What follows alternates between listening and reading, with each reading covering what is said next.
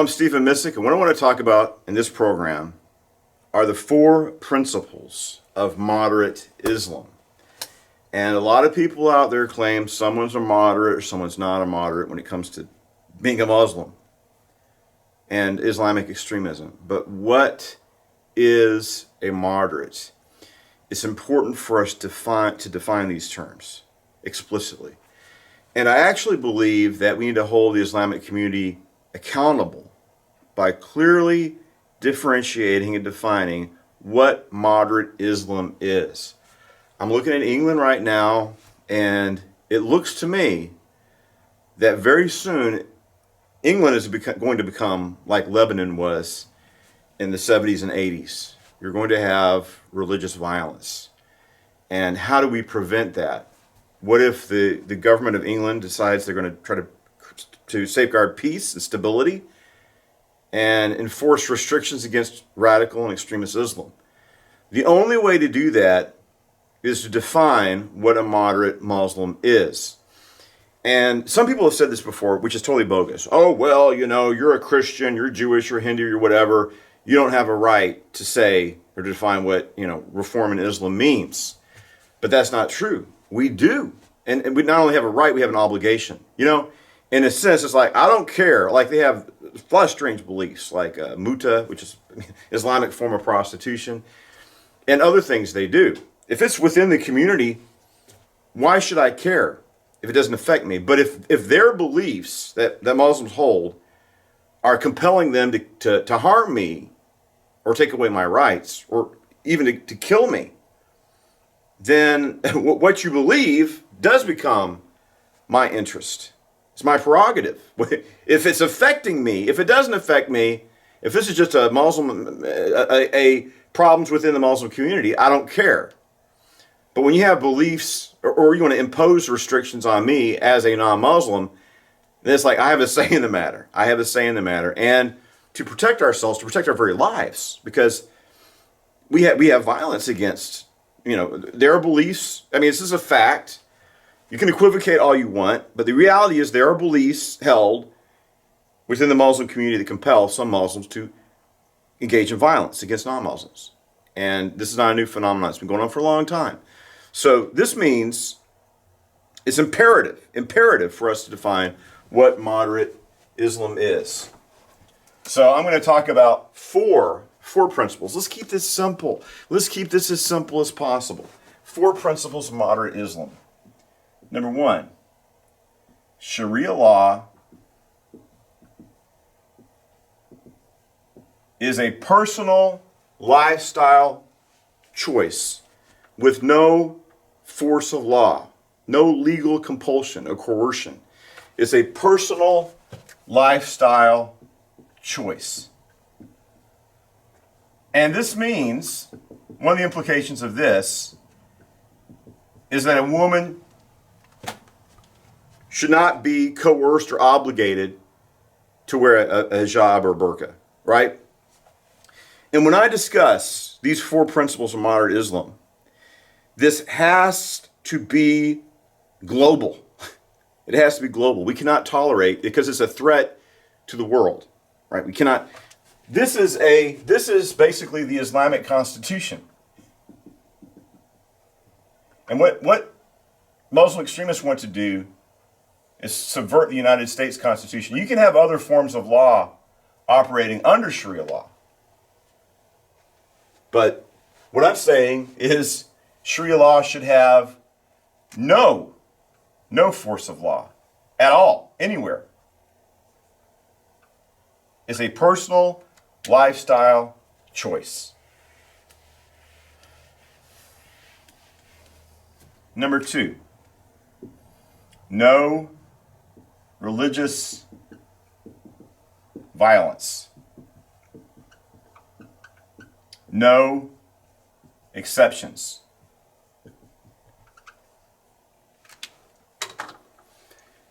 A moderate Muslim will say that he or she does not believe in religious violence. No exceptions. So a moderate Muslim would not just say, September 11th, an attack like that by extremist Muslims is unacceptable here in the United States. They have to say that religious-based violence is unacceptable anywhere. It's unacceptable in the Palestinian territories. It's unacceptable, and wherever you have, the reality is wherever you have Christians or non-Muslims and Muslims, you have violence. That's got to end. And there's always excuses for it. Their rights are violated or whatever, but you see it all the time. No religious-based violence in Kashmir, in Gaza, in the West Bank, or anywhere else. It has to be totally condemned. Absolutely no religiously sanctioned violence.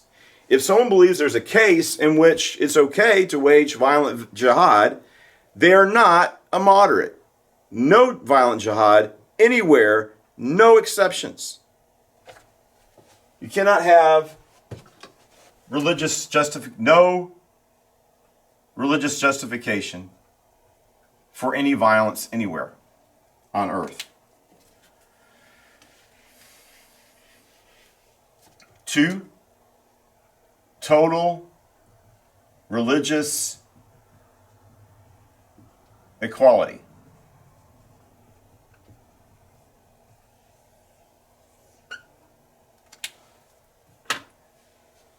So just say, you got God Saad, right? I don't know how many Jews are left in Lebanon, but it shouldn't matter that God Saad is Jewish. He should be able to, if he's appointed as the prime minister of Lebanon, that's fine. Or Druze, or we had an Alawite in Syria, that should be acceptable. Non-Muslim Arabic minorities should have totally equal rights. No, this means no privileged position for Islam, because we have total religious equality. And like I said, this means these 4 principles have to be seen as global. This means a Jew or a Hindu or a Christian should be able to walk around the streets of Mecca and Medina freely because we have, if you're a moderate, right? If you're a moderate and you believe in total religious equality, then why should somebody, you're not a Muslim, you came into Mecca, we're going to kill you? That's not moderation, is it? So, and what if like Boutros Boutros-Ghali back in the day, he was Secretary General of the United Nations, something like that. What if he's president of Syria? They shouldn't have a problem with that, because if you're really a moderate, and not just giving lip service to moderation, then that doesn't matter, because you believe, do they really believe? Well, some of these moderates, I believe in religious equality, but they want to see Islam to have privileged position and a certain status in certain countries and societies that other religions don't enjoy. And that's not moderate, that's extremist. That has to be defined as extremism. Number 4, this is important. And I think people need to know these, and test your friends, your so-called friends. I'm a moderate Muslim. Yeah, I'm a moderate Muslim. Oh, really? Tell me honestly about number 4. Every Muslim has a right to denounce Islam. Right? So this means, and convert. So every Muslim has the right to convert to Christianity, I don't know, atheism, Buddhism, whatever else they want. Hey, maybe even Judaism. And think about this. Just objectively think about this. So someone says, I'm a moderate Muslim. Okay, you claim to be a moderate Muslim, fine. We have Ahmed here, and Ahmed was raised Muslim, and he's decided that he's going to convert to Christianity. What do you think about that? It's like, Death to the infidel. Well, you're not. Or death to the apostate. Well, you're not. Or who's the guy's name? David Wood plays on a lot. I'm forgetting his name right now. But he was talking about killing apostates. Says, we're proud of that. Those high squeaky voice, this Dawa guy. I've had my channel for content, uncontroversial content, just historical and archaeological content. I have my channel taken down. So these Dawa guys, Islamic propagandists and apologists, are allowed by YouTube to make threats of violence, and they don't give them a strike, they don't take their channel down. But this is important. Someone who believes that someone should be killed or imprisoned or tortured for converting from one religion to the other is not a moderate. So this is, I think these, I thought about this long and hard, and we have to keep things simple. And I was listening to David Wood. I think that guy I was talking about, he's Ali Dawa. And he looks like he's from Yemen to me, tall and slender. He's got this bizarre, high-pitched, squeaky voice. He sounds like some kind of cartoon character from Who Framed Roger Rabbit. But David Wood was talking about, I'm looking at England right now, and that's what's bringing this to mind. And you look at England, what's going to happen? And it's like once you have a certain percentage of the population that's Islamic, violence ensues. Inevitably. For 1,400 years, it always happens. So it's going to happen to England. England now has a large Islamic minority, and the government's going to have to make a decision. And I can't see violence not coming out from whatever course they take. Well, they've been promoting this. The government, not the people of England, they didn't want this. The government imposed this upon the people. So what's going to happen is the government is either going to continue to promote and impose Islam, or the government's going to make movements to restrict extremism to protect the rights of its non-Muslim population. And then, of course, the people, in a corrupt government, you don't really have a voice on this. But David Wood was saying, and I've served in the War on Terror, and there's a place for engaging in combat, in sanctioned wars. Like, America went to war against, they didn't even define it, terrorism. We're talking about Islamic terrorism, but Bushes, what can you say? These rhino Republicans. So the issue is you have this specter of war and violence. How do you avoid that? Like once, like I'm saying, one way to do this is define and hold accountable.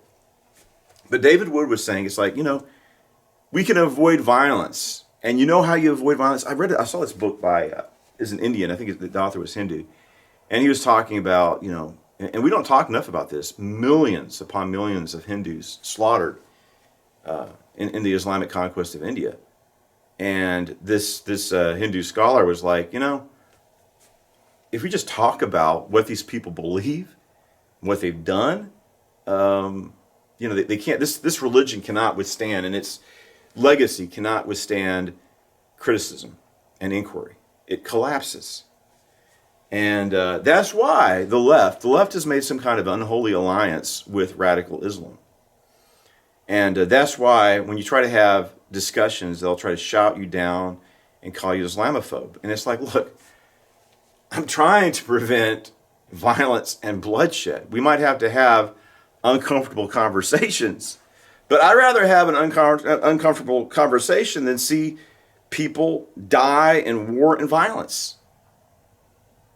And I think the Muslims know that their position is very weak. And they make all these silly, specious arguments. For instance, I think the Muslims have known that the Quran is a subpar, I don't even know if you call it, you could dignify it by calling it a work of literature.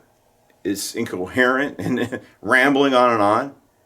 And they know it's deficient, especially the Muslim scholars.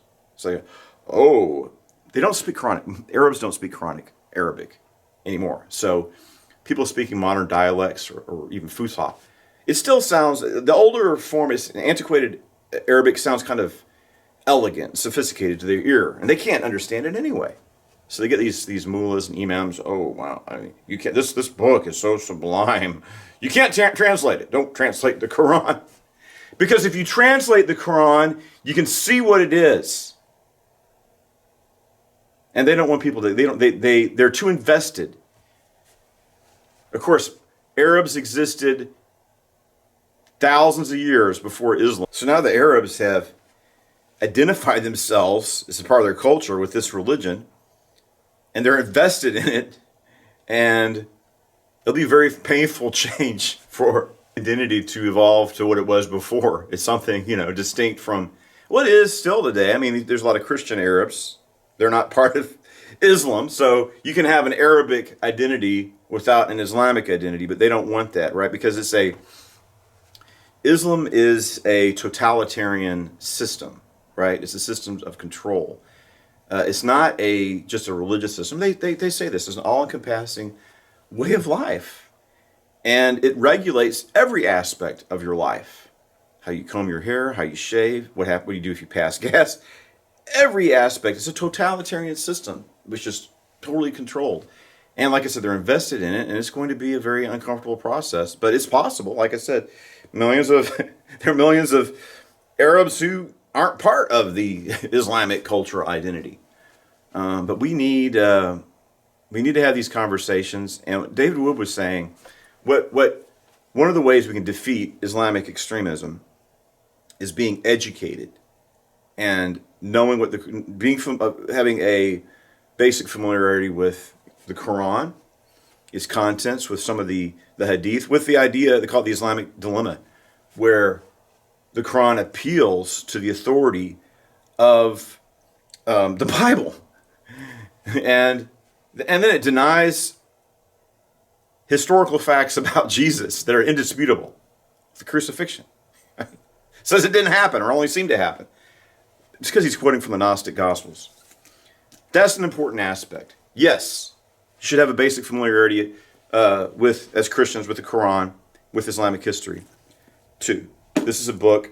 I've done research on the Syriac churches and the Coptic church. And I go to Egypt, and I learned Coptic history. This is 91, first time I went. And then you read books like magazine articles like National Geographic, and they say things that are just absurd and deeply offensive. And he writes what they often say here, and I'll conclude with this. He goes, Christians, this is what the liberals write in there, but it's all over the place. If you haven't been to Egypt, you haven't studied Coptic history, how would you know differently? They conquered that country. They oppressed the people. I think there's 2 Coptic revolts who were trying to free themselves from the tyrannical rule of the Muslims. And there are several persecutions that have continued from the initial conquest of Egypt and the initiation of persecution of Coptic Christians till today. They're still discriminated against and persecuted.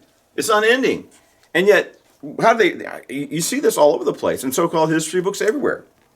This is the lie. But if you inform, and one of the things that Muslims do is they prey on people's ignorance to spread Islam. And that's how they win a lot of converts. But David Wood was saying that 80% of Muslim converts, renounce Islam later on. So this is the lie here. But this man is exposing this fraud. It says Christians in Egypt's 6th and 7th centuries were persecuted by their fellow Christians and occupiers, the Byzantines. In 640, the light of Islam shone on Egypt as it did on the rest of the region. And the Arab Muslims liberated the Copts from their oppressors, allowing them to worship as they wish. It's not true. It's deeply offensive, though, what they write here. But he's exposing the fraud. Shortly after, many Copts completed freely to, this is the insinuation. I think National Geographic actually, this is kind of amazing. National Geographic has all these articles for, 100 years, all these obscure tribes of, uncivilized, if that's what you can call it, people running around naked in the rainforest. They'll have a full article. They actually had somebody went to the Philippines and paid these Filipinos to run around in the forest naked, and these are the Ooga Booga people or something like that, and it was all a fraud, and they published that. But then you have the Coptic Christians, you have the Assyrian Christians, you have the other minorities in that region, the Maronites. They haven't gone. They did profiles on fake ethnicities and frauds. Had a whole edition of their magazine dedicated to fraudulent, non-existent, make-believe, so-called primal people in the Philippines. But nothing about, and then when they do, I finally did, in 100 years, they did one article on, Christianity in the Middle East in general. And, they're saying things like, the Byzantines persecuted the Christians and the Muslims came and they were so happy. The local Christians are so happy. And then they're introduced to Islam and it's like, this religion is so much better than Christianity. Why would I want to be a Christian? And so people seeing the superiority and the simplicity of Islam just on their free accord. No, it was a system of, you got jizya. How much jizya is? It could be 1%. It could be everything you own. Muslims reserve the right to go in there and just grab your wife and have sex with her. That could be your jizya payment. You don't own anything. It's all at the whim of the state, the Islamic State. They can do whatever they want. If you don't accept Islam, you're at their total mercy. Jizya could be 1% or it could be everything you own. They reserve the right to take everything as a jizya payment. So that's how Egypt became. The New Testament canon was defined in Egypt. Christian monasticism, St. Anthony of the Desert, St. Athanasius. Christianity would not be what it is without Egypt. and how did that happen? How did the intellectual in North Africa, you have Tertullian of Carthage and Augustine of Hippo, Egypt and North Africa, the foundations of modern Christianity, and what happened to those churches? There are no Christians in Carthage now. And Egypt's like 10-15% Christian. What happened? Persecution. Tertullian said, it's a very famous statement, the blood of the martyrs is the seed of the church, right? The blood of the martyrs helps the church to grow. When you have sporadic persecutions like the Roman Empire, maybe in that historical context it was true, but long, sustained, unremitting Islamic persecution has led to the extinction of once vigorous and, profoundly important Christian communities. And it's still happening. It's still happening. It's happening before our eyes. That's why we need to address this problem. So this says, shortly thereafter, most Copts freely converted the superior religion of Islam, and Egypt became a Muslim country. Ever since, the minority of Christians who continue to freely practice their faith, along with their fellow Muslims, lived happily together, singing kumbaya and holding hands. And of course, there were some bad episodes here and there, but Muslim and Copts suffered alike under oppressive rulers. It's not true. It's not just a gross simplification. It's a falsification of history. And that's what I've done in my ministry, my teaching, is shine the light on the history of these important, the Syriac Christian tradition, the Coptic Christian tradition, which includes Ethiopia. And then, we expose them as liars, the history. And Raymond Ibrahim is doing a good job on this. And it's not just these Eastern Christians. There's the West, we have Charles Martel, you have John Sobieski, and many others, where jihad, and this is hundreds of years ago. This is hundreds of years ago, or over 1,000 years ago, when Muslim hordes were on the verge of annihilating Christianity potentially forever. And then one heroic warrior stood up and sent back the hordes of the Mujahideen, the jihadists. So, like I said, I served in the war on terror. There's a place for fighting back with force of arms. But why don't we try to fight back with the force of truth and the force of arguments? But also defining terms, exposing people, and holding them accountable. I really, if you have a Muslim speaker, right, I'm the American Islamic Association or whatever, and we're going to speak for all Muslims. And it's like, okay, do you believe that Sharia law should have no force of law anywhere on planet Earth? Oh, well. Do you believe that Christians, Jews, and Muslims should be completely equal? Blah, blah, blah. Do you believe in religious inspired violence? Anywhere. Do you believe that a Muslim should be able to convert to another religion? If you can't affirm these four principles, then you're not a moderate. You're an extremist, and you hold dangerous ideas that are a threat to peace and good order and to my rights as a human being and as a Christian, as an American. It's also You're trying to overthrow our Constitution, which protects religious liberty and freedom of speech, and have a system of coercion and religious persecution. We can't have it. We can't have it, and we need to find peaceful solutions. So hopefully England, if sanity is restored in that country, they need to drive the people out who did this to that country. It's horrible. I lived in England for a little bit. I did this Oxford study tour. I loved England. It does me no pleasure to see what's happening over there happen. It's so sad. What a beautiful country. I mean, I've traveled all around the world, and I really loved England. So it gives me no pleasure to see this happening. But this is a way, and England doesn't have much time. You know, I think they have elections scheduled for 2029. They're not going to make it. Hopefully they'll call special elections. They're at a point of crisis, and something has to be done right now. And people just need to grow a pair, get intestinal fortitude and take a stand now before it's too late. And of course, the United States of America, they tried to create a colony, a jihadist colony. What was it called? Epic City, something like that.